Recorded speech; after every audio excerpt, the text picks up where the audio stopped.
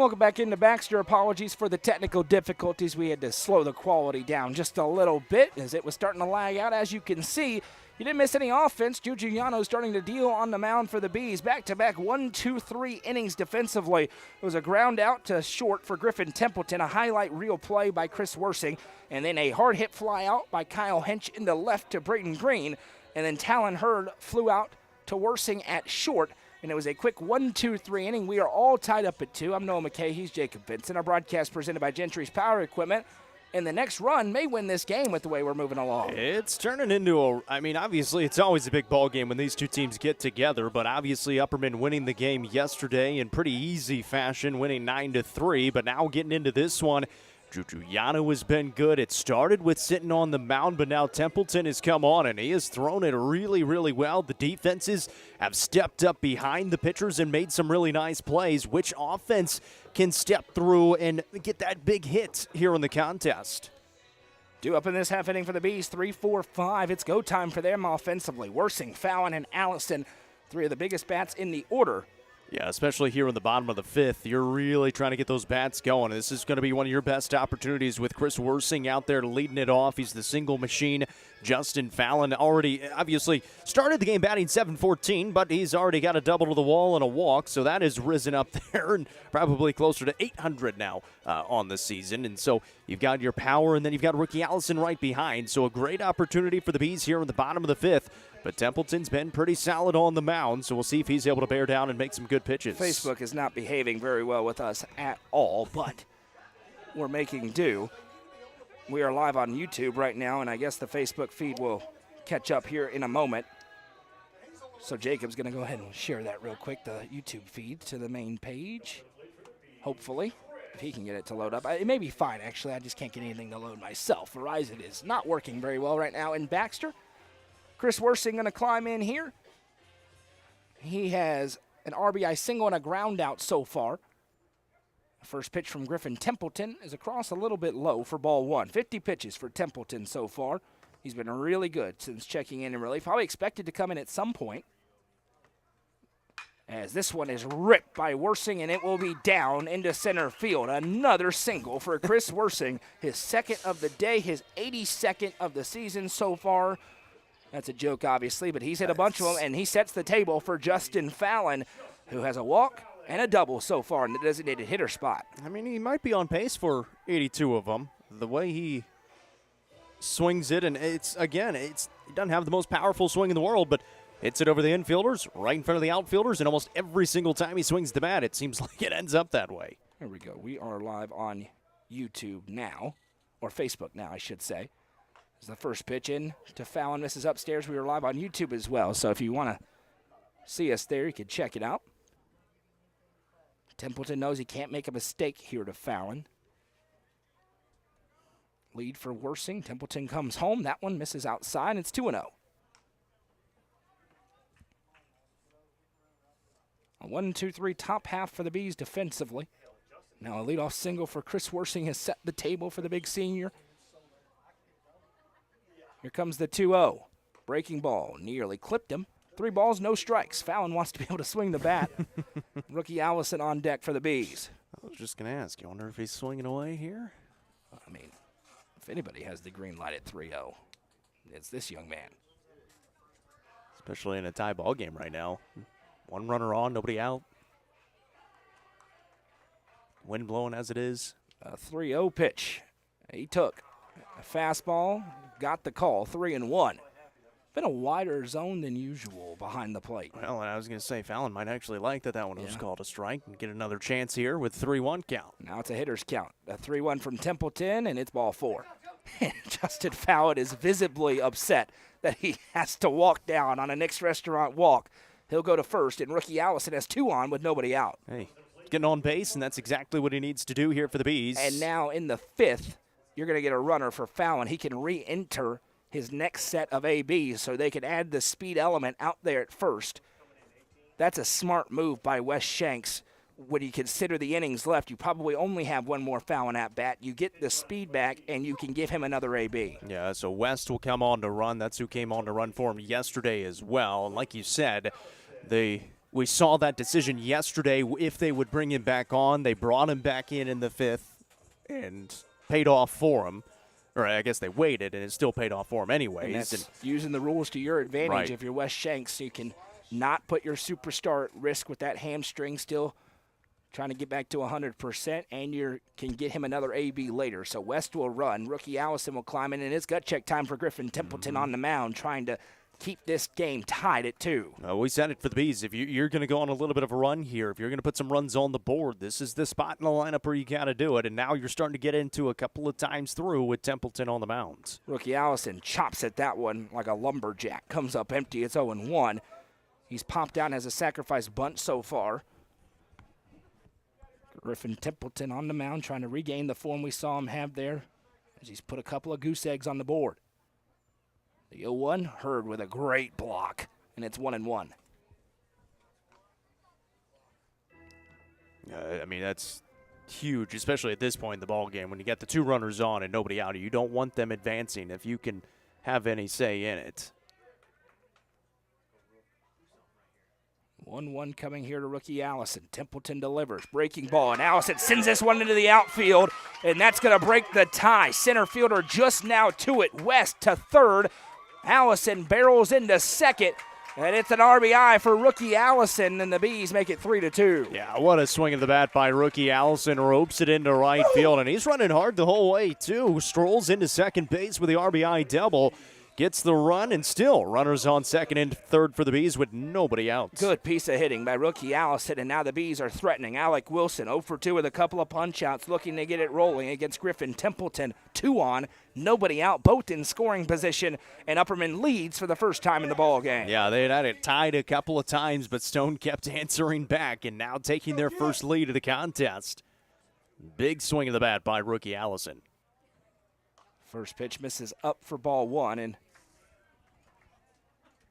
it's an interesting note I'll give you at some point about this Upperman team when you look at their record, something we've talked about in years past. Depending on how this inning goes, a 1-0 coming from Alec Wilson. To Alec Wilson, I should say. Chops this one. Got to score a run with ease. Wilson loads up, throw is low to first, but blocked up, and he is out. It will be an RBI for Alec Wilson. It's 4-2. As he moves the runners over, now rookie Allison moves to third, and it'll bring up big Carson Shoup. Yep, gets the job done, brings another run home, adds some insurance for the Bees, up 4-2, and it's only the first down of the inning, so bring that next bat to the plate and have another chance. And again, that is a really nice job by Cam Melton over at first base. That ball was low. It bounced into him. He's able to pick it off the ground and make sure they get that first out as Carson Shoup climbs in 1 for 2 with a strikeout, a single, and a run scored. And the first pitch misses outside for ball 1. Of course, it's a grass and dirt infield here in Baxter's. You're not going to get that perfect bounce every single time, but Melton has done a really nice job. Here comes the 1-0 from Templeton. Shoup gives a healthy hack at it, and it's 1-1.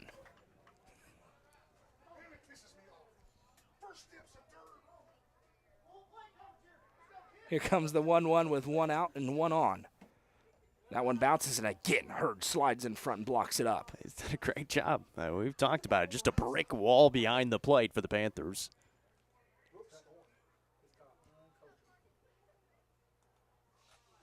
A 2-1 pitch from Griffin Templeton.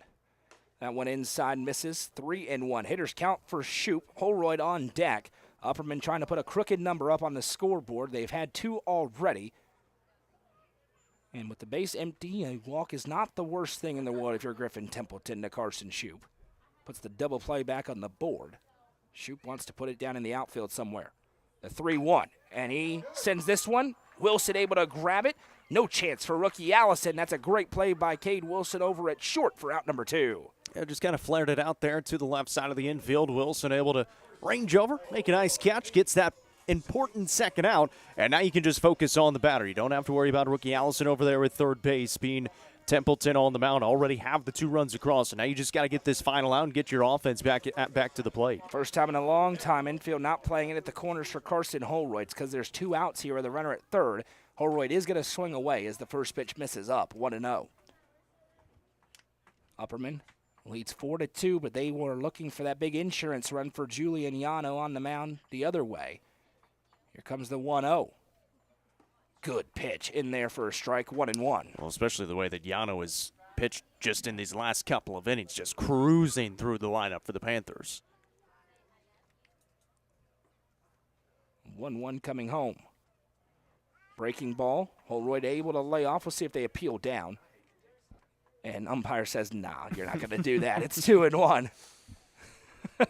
Yeah, he says, I got a better view of that one than he does. Wasn't much of an effort. 2-1 coming with 2 outs to Carson Holroyd. That one misses outside. Now a hitter's count. 3-1. Chase Brown on deck, and then in the hole is Juju Yano. And for as much as Templeton has struggled with the strike zone, just the 2 runs allowed so far. He's had a lot of base runners, been able to work around a good amount of them, trying to strand another. 6 Bs have been left stranded so far. They don't want to make it 7. Templeton trying to do just that. Here comes the 3-1 to Holroyd. A called strike. 3-2. We run full.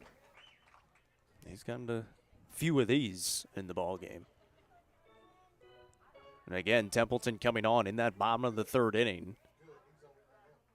Here comes the 3-2 payoff pitch. Swung on, flared over, and it will be down. A single for Carson Holroyd and an RBI for him as well. As Upperman gets the insurance run, it's 5-2, and here comes Trent Stokes out of the dugout. It's a really nice piece of hitting by Carson Holroyd. It's 3-2. Anything close, he got to hack at it. He's able to get that inside pitch, gets his hands through the barrel on the baseball, and sends it into the outfield for another run batted in. First RBI of the season for Carson Holroyd, and this is near a magic number for Templeton. It's at 69 pitches. 75 would add an extra day where he would need to miss. Of course, this is a Wednesday game. The math changes a little bit. District next week, but if you want him available for the weekends. And Coach Stokes, he is always typically the one that comes out for the meeting, so you can't get a tell from that. It's not like Coach Joan Barger, who typically comes out, and then Coach Shanks will come out for the change. Chase Brown, he hadn't had to swing yet. He's seen 8 pitches. They've all been balls, and he has 2 walks so far. He'll climb in here. This is a big spot for Griffin Templeton. I'm sure that's part of the discussion for Coach Stokes. Juju Yano on deck, and that's how Upperman kills people. They flip the lineup over and get it back to their big bats. They're looking to get out of this inning right now. First pitch swinging for Brown as he sends it foul. And Chase Brown, he's done a great job. Again, that's the first time he's taken the bat off his shoulders. The first time he's had to. It's the first strike he has seen. Fouls it off, and now again, if you're Templeton, you're ahead, and you're trying to stay ahead and get out of the inning. A single for Chris Worsing, a walk for Justin Fallon, an RBI double for rookie Allison, RBI on a ground out for Alec Wilson, and an RBI single for Carson Holroyd. Delayed steal attempt for Holroyd. Good throw from Hurd. The tag is in time. Talon Hurd able to gun down the runner, attempting second. We will head to the 6th after the caught steal. It's 5-2 Bs. Coverage presented by Gentry's Power Equipment on the Watson Chevy UCR Media Network. The Crouch team with Highlands Elite Real Estate proudly presents this beautiful 3-bedroom, 2.5-bathroom home located just south of Cookeville. Boasting 2,700 square feet and a 2-car garage, this home features a very open floor plan with hardwood floors. You'll find great custom touches throughout, including a welcoming covered porch. For more information, visit chadandamycrouch.com or call 931-979-1191 for more information. The Quality Family, a local company supporting and caring for our local communities. The Quality Family offers services to get you back to the game. From bracing to oxygen and everything in between, we can meet your medical equipment needs with Buckeye Home Medical Equipment. If you have an in-home need for strength and conditioning, for example after a surgery or injury, Quality Home Health is available to provide individualized care while you are on the mend.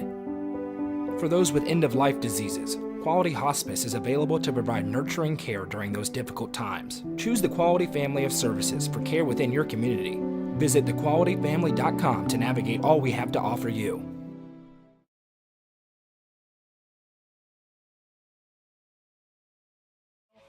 We head to the top of the 6th inning. Juju Yano, he's only thrown 57 pitches. He's back to work here. He's been really good after a little blip early on. Stone got to him early. They're looking to get to him here with 3-4-5 due up. This is your best opportunity. Down 3 all of a sudden as the Panthers try to avoid doing what everybody with the exception of Livingston Academy once in the last 2 seasons has done, which is get swept by the Bees in the regular season. Yeah, it's been dominant for these last few years for Upperman, obviously. Which gets to my point. The sky was falling, of course, when Upperman lost 5 in a row. But once again, 4A, Division II, 4A, 4A, Division II. Yeah. Everybody who beat them, of course, with not a full squad, still undefeated against 3A and beneath competition, which has been the case for a long time for this Upperman team. Yeah, and the funny part is Coach Shanks is actually scheduled a little bit easier this year compared to last year. Of course, they had the record of 19-17 and just played an incredible schedule last year, and it's still really, really good at the start of this season. Gage Eldridge climbs in, first pitch swinging, can't connect on the slider. It's 0-1, yeah. Obviously, we still haven't seen this Upperman team at full strength, and that'll change things, but the sky's not falling for them as they lead 5-2 here. That fastball's waved and fouled back. It's 0-2. And even when those few guys get in here, it's still going to take them some time because they're in basketball mode right now. They're going to be in through Saturday at least. The 0-2 slider. This one flipped over. Eldridge gets there, and what a catch by Chris Wersing. Over the shoulder, throws the glove up and makes the grab for out number one, and he gets a nice head nod from his fellow shortstop on the mound, Juju Yano. That's where we wish we had replay here on Old Switcher Studio. That was a tremendous grab by Chris Wersing, sprinting. It wasn't hit terribly hard, but just deep enough, and sprinting immediately from his shortstop position, like you said, just kind of threw the glove up there to get the snag in the first out of the inning. Titus Bisbee will climb in here. He had a sacrifice bunt and a single so far. First pitch sliders in there, 0-1 from Yano. This is Juju Yano. This is what we expected to get from him this season. He's been really good. 0-1 goes back to the slider, and this is going to get down for Bisbee. He's having a nice day at the plate. One hop into Brown's glove, and it is a one-out single for Titus Bisbee. Stone trying to get back in it here, down 3. Drake Scarborough is 0-2 with a fly on a strikeout, looking to get off the snide here. Well, they should probably be feeling like, hey, we should probably have 2 runners on right now. Just a great play by Wersing. And again, we've seen both defenses make some really nice plays in this contest so far. Bisbee able to make his way aboard, and now the Panthers going to try to string some hits together. I think we may have a little pitch comm or equipment issue for rookie Allison. He's good to go now. Scarborough at the plate, Wilson behind him. It's go time here for the Panthers, down 5-2. Trying to avoid dropping to 2-8 in the campaign, but more importantly, 0-2 in 7 AAA play. Yano out of the stretch for the first time in a while. First pitch is swung on and fouled back. Yeah, he had cruised through the 4th and the 5th, and obviously we didn't even see most of the 5th inning. Yeah, 1 strikeout mixed in, a bunch of flyouts, and a couple of groundouts for him. Bisbee takes his lead at first. He'll stay put. The slider's rolled over towards third. Shoop fields it cleanly. He's got to make a long throw. It's low, but Alec Wilson picks it with ease for out number 2. Yeah, great pick by Alec Wilson. Another nice play by Carson Shoop for the second out. And you mentioned Alec Wilson in the pitch count yesterday. Well, Juju Yano was just out before that one. 64 pitches and 55 strikes. That's impressive. Pretty good. Yeah, that's impressive. Cade Wilson will climb in. He's 1 for 2 with a single, a stolen base, and a run scored. First pitch swinging here. It's going to be a tough play for Brown. He says that he has it calmly underneath. He does, and that will retire the side. One more set of guaranteed ABs for the Bees. 9-1-2. When we come back, they lead 5-2. Coverage presented by Gentry's Power Equipment on the Watson Chevy UCR Media Network. Loading the kids in the car, brokering peace in the back seat, mastering the snack handoff without even looking. Why are simple things sometimes so complicated? Thankfully, with auto owners, insurance doesn't have to be one of them. We work with independent agents who keep insurance simple, so you can worry about more important things, like figuring out what's growing in that cup holder. That's simple human sense. Visit swallowsinsurance.com or call us today, 931-526-4025. Protecting your future, it's what we do. Discover this stylish and modern 3-bedroom, 2-bathroom home with an open split bedroom floor plan designed for comfort and convenience. With 3,318 square feet under one roof, plus a bonus room over the garage and 1,400 square foot basement. Located in the Brookstone subdivision, this home is just minutes from Cookeville. The builder is also offering up to 3% in closing cost assistance. Call Sonia Brown with American Way Real Estate at 931-979-7145.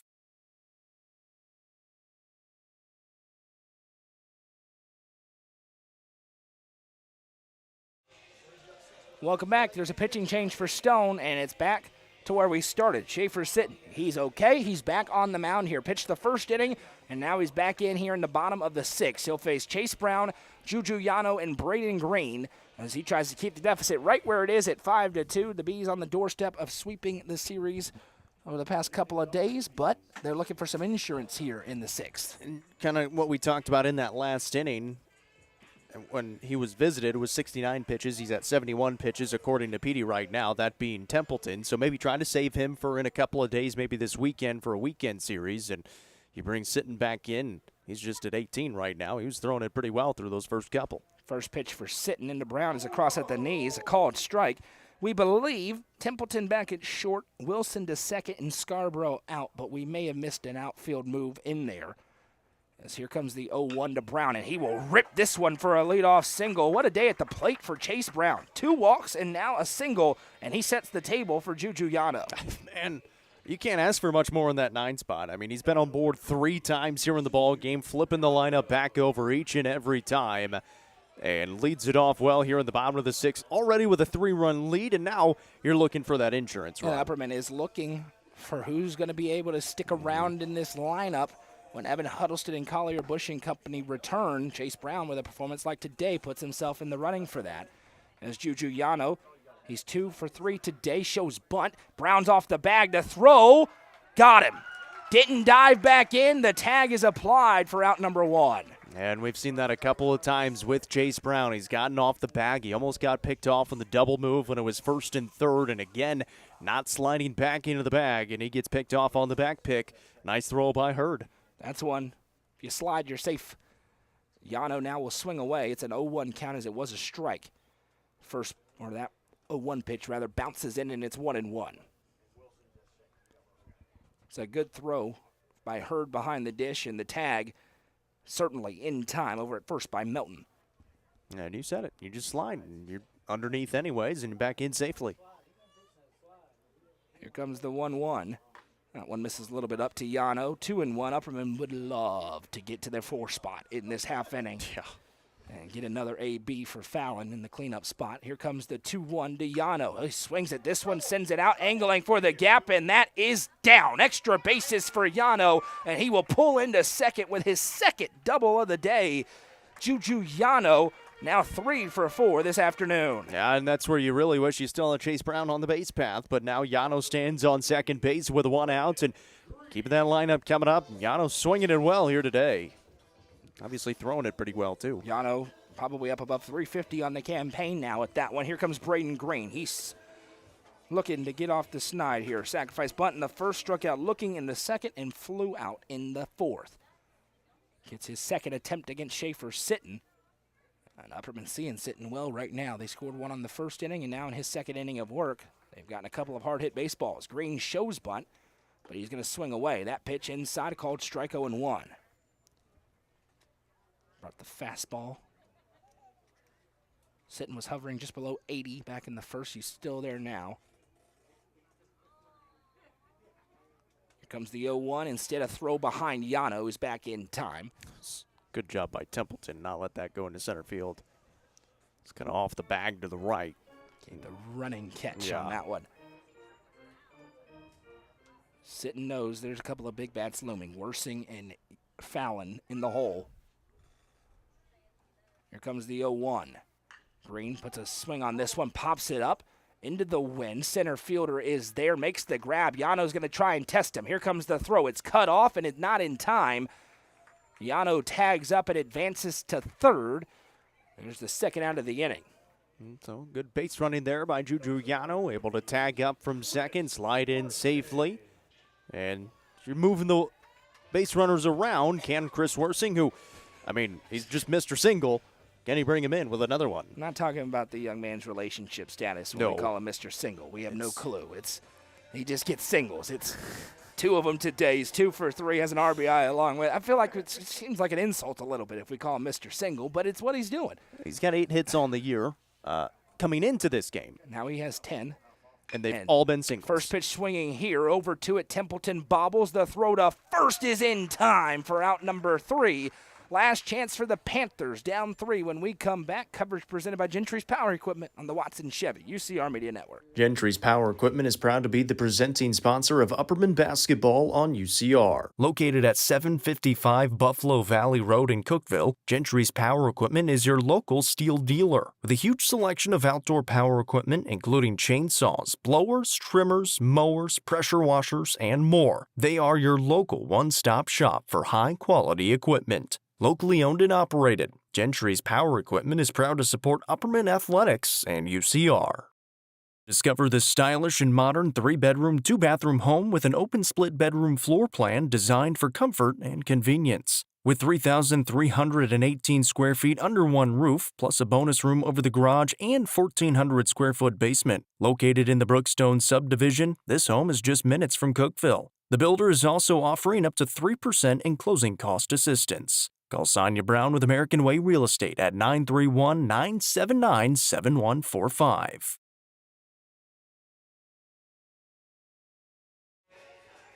Today's broadcast is presented by our friends at Gentry's Power Equipment, your hometown steel dealer.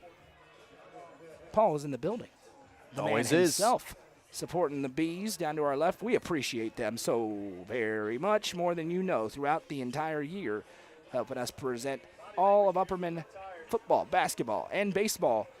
Juju Yano trying to close out a complete game. He's only at 65 pitches. He's going to face off against 7, 8, 9 in the Stowe Memorial lineup, and it is go time for the Panthers as they try to avoid a season sweep. Obviously, you want to get the win, but you would love for Juju Yano to do this in 10 or less pitches. Have him available this weekend. Obviously, it doesn't really matter. Yeah, he's going to pitch next Tuesday night is when Juju Yano is going to pitch again, or Monday night. Yeah. We don't know, Switch it. and him and Alec Wilson are certainly in line to be the Monday, Tuesday starters throughout the entirety of district play for the Bees, and they can kind of match up based on what they need every night. Both of them, though, they've got the fastball, they've got the breaking ball. Wilson pounding the zone. Yano's done that certainly tonight as well. They both got the strikeout stuff, and then once Justin Fallon returns, his ability to be the flamethrower and slam the door on some of these games is certainly there as well. Juju Yano, through 6 innings, has thrown 9 balls. That's 56 strikes? Mm-hmm. That'll play. First pitch is swung back, fouled back rather, by Cameron Melton. He's 0 for 2 with a strikeout and a fly. According to Petey, don't put that on me. If it's according to Petey, I'm taking that one. I'm good on that. Here comes the 0-1. There's that slider, and that had more action on it than most of them.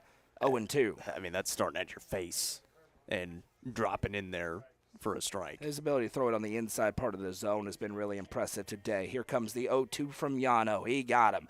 A Thompson Machinery and Cat Rental Store strikeout. Allison throws to first for out number 1. It's been clinical. I mean, there's really no other way to put it right now. And it didn't start out that way. Obviously, first pitch was hit out of the park. And ever since the first couple of innings, he's been really good. 6 punch-outs today for Yano. Yeah, first pitch was gone. Since then, he's allowed just 1 run, and it came back in the second. Right back to the slider, and a good job by Sitton, who's back in here to take it. He doubled, ripped it back in the second inning, and then ultimately got a little bit dinged up on the slide attempt. Left the game, checked back in the last half. Here comes the 1-0. That slider again. Didn't get the call. It's 2-0. Yeah, he had Sitton backing off of it and just didn't quite break enough to get back to the plate. 2-0. Fastball. That one's across. The Stone bench trying to make some noise here, egg on their team. They need some momentum. Down 3. It's not insurmountable, but it's getting late in a hurry for the Panthers. Here comes the 2-1. Fastball across. It's 2-2. And Sitton knew it, too. He watched it the whole way in and knew he should have swung at it. Yano trying to slam the door. Here comes the 2-2. Overthrew that one. Tried to slam it and then some. 3-2. 79 on the gun that time. He's trying to pump it up to 80. Might be the first 3-ball count he's been at. Almost has to be. 3-2 payoff pitch. Slider swung on and missed. Another Thompson Machinery and Cat Rental Store strikeout for Juju Yano. His 7th of the day, his 2nd in a row. And Griffin Templeton will try to extend the game as he climbs in. And for Templeton, again, you just It's tough with 2 outs in the 7th, but all you're trying to do is you're trying to bring that guy in the on-deck circle to the plate and just keep on doing that here in the top half. 75th pitch for Juju Yano on the way, a fastball that misses low, and it's 1-0 by far, the best outing of the season for Yano. Of course, first district matchup for him, and he's looked good. Here comes the 1-0, misses outside. 2-0. He's going to throw more balls here in this inning than he had the whole ball game. 2-0. This one ripped foul, and it's 2-1. Yeah, you're talking about an 85% strike rate or something like that at this point. 64 of 78. Wow. Here comes the 2-1. There's the slider. Didn't get it. 3-1. Templeton would love to be a base runner. Only down 3. You get a base runner or two all of a sudden. Kyle Hinch is on deck. He's ripped a home run already. That one misses upstairs, and there is a base runner here with 2 outs in the top of the 7th. So again, he only threw 9 balls coming into this inning. He's already up to 7 here in this inning. He's already got the couple of outs, so it's not easy, but it's easy for Juju Yano mindset-wise. You're just trying to get the out at the plate, get a ground ball, get a strikeout, and the ball game's over. First walk of the game issued by Yano comes with 2 outs in the 7th. Here comes Kyle Hinch. He ripped the first pitch of the game over the left field fence. Would love that here as the slider misses, and all of a sudden that control starting to flee a little bit at 81 pitches. Hinch today's 2 for 3. Also had a single, and he's flown out another hard hit ball into left field. And Stone's done a really good job of making him work here in this 7th inning, too. The 1-0 from Yano. This one ripped over, and Alec Wilson flashes the lever. Ball game over. Wilson flips the hot corner and grabs it for the win. Final score, Upperman 5, Stone Memorial 2. And the Bees sweep the season series to open up District 7 AAA play. What a grab by Alec Wilson. Perfect spot, perfect time. Just flips the glove over, makes the catch, steps on first just to ensure the out in case the umpires didn't quite see it. And able to get out of here with back-to-back wins. And now, don't look, 3 wins in a row for the Upperman Bees. They lost 5 in a row. The sky was falling. Now they've won 3 in a row, and they are 2-0 in District 7 AAA play. Competitive effort tonight by Stone, but a clinical effort throughout by the Bees as they are victorious today.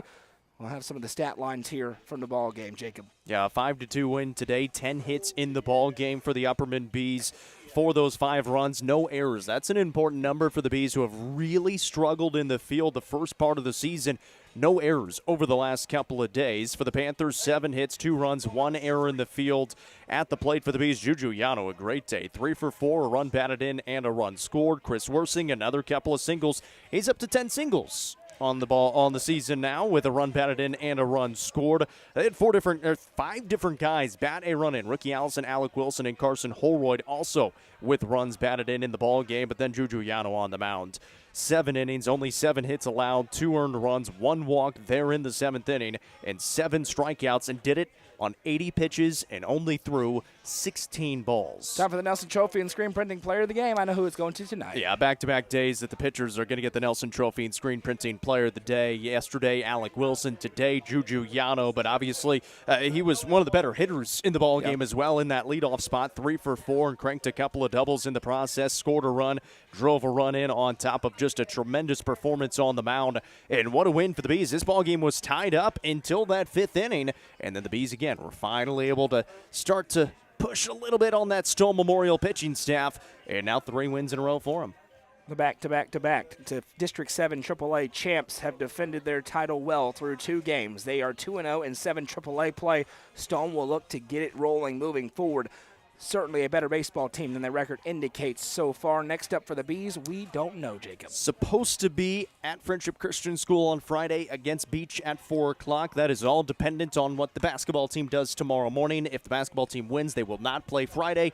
They will play Saturday no matter what. It just depends on what time. Right now it's at 12:30 and 3. It could be at 10 and 12:30. And the district slate next week begins at White County on Monday for the Bees. Stone Memorial looking to rally back as they get into their weekend series as well. We hope you'll stick around to UpperCumberlandReporter.com. Coming up at 8:45 tip-off as Jackson County takes on Jackson Central Mary. By the way, former UCR, Team UCR member Rusty Ellis, his group out there in Jackson. They cover Jackson Central Mary. They will be streaming that game audio only on Facebook. We will be sharing that stream to our page as well so you can listen to it and then, of course, see all the coverage that Goose and I will have from the Glass House. Then myself and my broadcast partner to my right, we will be on the call tomorrow, 9:30 a.m. tip-off. Pregame starts about 9:20 as Upperman takes on Hume Fogg in the Class 3A state tournament quarterfinal round. Coverage of that game will be presented by Sonia Brown with American Way Real Estate. Get your pancakes ready. Get your pancakes ready. Final score today in Baxter. Upperman completes the season series sweep of Stone Memorial 5-2. I'm Noah McKay for Jacob Vincent to my right and everybody at UCR. Have a great night, everybody.